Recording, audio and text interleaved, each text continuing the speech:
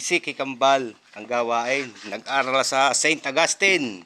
Gunmalbit ng Asis. Mag-graduate ng ASIS. St. Francis. St. Francis. Ito. Merienda na naman tayo. Alas 10 po tayo. Api. At kakati muna. Naku, ulin naman. Yan. Kaunting trabaho. Merienda. Ikaw na magkakating nung ano ha? Termination. Ay sa ano? Cornesa. Ito in charge sa Cornesa. At ito naman sa pangkalahatan. Sa Kapitan Ingo.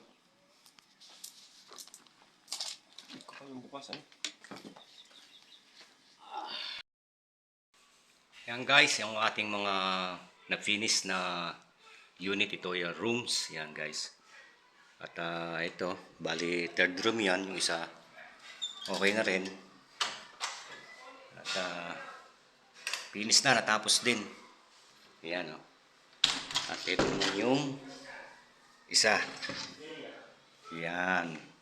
Iba-iba ang kulay niya kasi iba-iba type ng mga anak.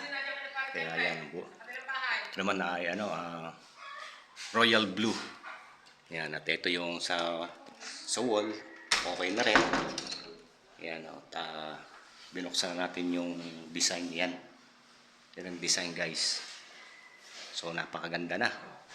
Buo na. At kompleto na rin yung baseboard. Yan, baseboard natin ay okay na rin. Oh. Yan, maganda na siya. Yan. At dito, ang kulang na lang ay hamba. At si Moro Ami na magbabarnis nito. Bahala na siya dyan. Si Moro Ami ang in charge sa hamba. Yan na lang kulang. Okay na ito, no? Papalitan natin ng panibagong kulay para magmukhang bago. Yan. At ganyan din ang kulay.